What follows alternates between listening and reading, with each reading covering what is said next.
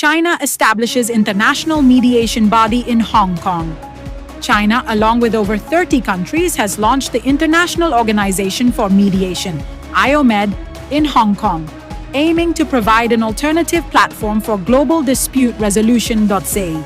France warns Israel over Gaza aid blockade. President Emmanuel Macron stated that France might adopt a tougher stance against Israel if it continues to obstruct humanitarian aid to Gaza. U.S. Houthi ceasefire takes effect.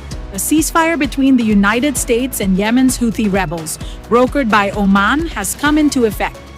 NATO members debate Ukraine's use of Western weapons. NATO foreign ministers are meeting in Prague to discuss whether Ukraine should be allowed to use Western-supplied weapons to strike within Russian territory. Hamas rejects U.S.-backed Gaza ceasefire plan. Hamas has rejected a U.S.-backed ceasefire proposal, arguing it would perpetuate suffering in Gaza. Protests erupt in Mali against military junta.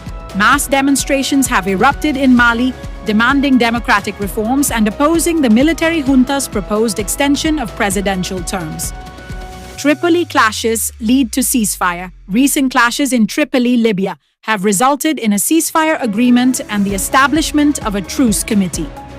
Iran faces renewed protests. Amid economic struggles, Iran is witnessing widespread protests due to economic hardships, including power shortages and rising food prices.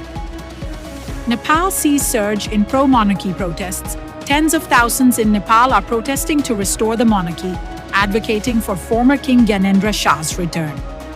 Meta removes hundreds of fake accounts. Linked to Israeli firm, Meta has taken down a network of fake accounts operated by an Israeli company that used AI-generated comments to defend Israel's actions in Gaza and amplify claims of anti-Semitism on college campuses. France expels Algerian diplomats. Mid-diplomatic row, France has expelled 15 Algerian diplomats, citing breaches of diplomatic procedures, escalating tensions between the two countries. Russia designates Amnesty International as undesirable organization. The Russian government has labeled Amnesty International as an undesirable organization, further restricting its operations within the country. Half of global population faces extended extreme heat. Experts report that approximately 4 billion people experienced at least one extra month of extreme heat due to climate change. Wildfires prompt state of emergency in Russia's Buryatia region. A state of emergency has been declared in Russia's Buryatia region due to escalating wildfires threatening local communities. ISRO's GSLV-F-12 successfully launches navigation satellite NVS-01. The Indian Space Research Organization, ISRO, has successfully launched the NVS-01 satellite, enhancing the country's navigation capabilities. ISRO collaborates on India's first X-ray polarimetry mission. ISRO is collaborating with the Raman Research Institute to develop XPOSAT, India's first mission dedicated to X-ray polarimetry, scheduled for launch later this year. Qatar Airways places record $96 billion order for Boeing aircraft. Qatar Airways has signed a $96 billion deal with Boeing for 150 Dreamliners and 37 777X aircraft, marking Boeing's largest ever wide-body order. New music releases highlighted by NPR. NPR features new album releases including works by Miley Cyrus and Sufjan Stevens. Women's College World Series underway. The 2025 NCAA Women's College World Series has commenced with teams competing for the national title. Taipei Mayor shines at World Masters Games. Taipei Mayor Chiang Wan-an surprises as a standout squash player at the World Masters Games.